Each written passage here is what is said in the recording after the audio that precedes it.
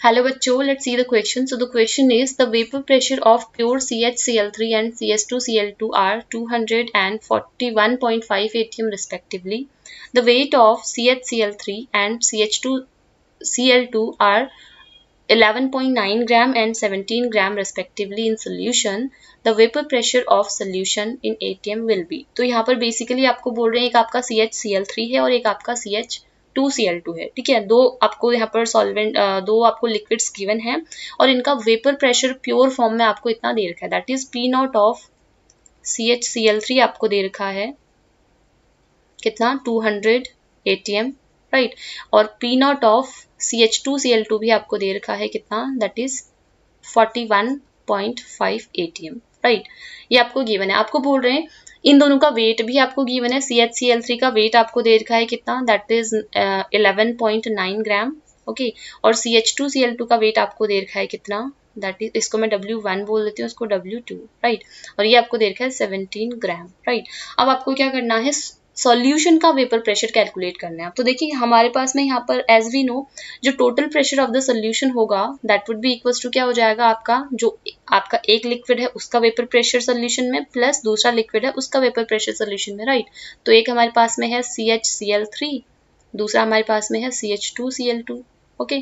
According to the Raoult's law हमें पता है कि किसी भी लिक्विड मिक्सचर में एक कंपोनेंट का जो वेपर प्रेशर होता है that is equals to pure form में उस कंपोनेंट का vapour pressure into mole fraction of that component in the liquid, right.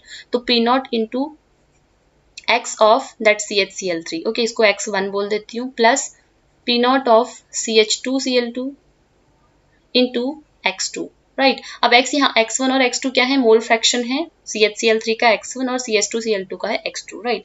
अब देखिए मोल फ्रैक्शन हम कैसे निकालते हैं, mole fraction is equal to होता है जिसका भी मोल फ्रैक्शन निकाल रहे हैं उसकी मोल अपॉन में टोटल मोल्स। तो मोल्स निकालने के लिए हमें यहाँ पर मास गिवन है तो पहले मोल्स कैलकुलेट कर लेते हैं। CHCl3 का अगर मैं मोलर मास कैलकुलेट करूँ तो क्लोरीन का होता है 35.5 और हाइड्रोजन का 1, कार्बन का 12। तो यहाँ से अगर मैं कैलकुलेट करूँ तो मोलर मास ऑफ CHCl3 कितना आ जाएगा, that would be 109 ग्राम पर मोल, ओके। एंड अगर मैं यहाँ पर CH2Cl2 का मोलर मास कैलकुलेट करूं, ठीक है, so that would be equals to क्या हो जाएगा, वही क्लोरीन का आपका 35.5 होता है, हाइड्रोजन का 1, कार्बन का 12, ऐसे सॉल्व करके निकालेंगे तो this would be equals to आपका 85 ग्राम पर मोल आएगा, ओके। इनके मोस्ट कैलकुलेट कर लेते हैं तो यहाँ से N1 इज इक्वल्स टू हो जाएगा मास अपॉन में molar mass, so that would be equals to आपका हो जाएगा कितना 11.9 अपॉन में 119, so that would be equals to 0.1, ठीक है। यहाँ पर अगर मैं molar mass number of moles निकालूं so N2 will be equals to W2 upon में M2, so this would be equals to 17 upon में 85, ठीक है। So this would be equals to कितना हो जाएगा 0.2। तो दोनों के मोल्स पता चल गए, मोल फ्रैक्शन कैलकुलेट कर लेते हैं तो यहाँ से x1 इज इक्वल्स टू आपका हो जाएगा क्या, इसका मोल फ्रैक्शन निकाल रही हूँ तो इसके मोल अपॉन में टोटल मोल क्या होंगे N1 प्लस N2 हो जाएगा।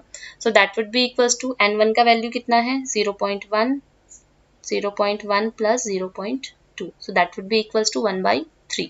सिमिलरली यहाँ पर x2 निकालेंगे, that would be equals to इसके मोल अपॉन में टोटल मोल, ठीक है। So this would be equals to 0.2 upon में 0.1 plus 0.2, so this would be equals to 2/3, ठीक है। तो हमारे पास में मोल फ्रैक्शन भी आ गया है।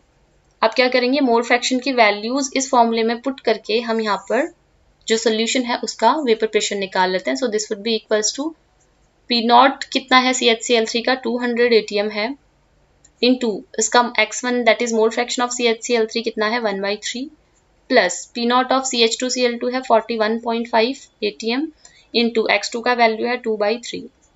इसको कंप्लीटली सॉल्व अगर करते हैं तो हमारा जो आंसर आता है अराउंड 94.44 atm आएगा, बिकॉज वेपर प्रेशर है तो ATM में ही आएगा, राइट, बिकॉज दोनों ही ATM में थे।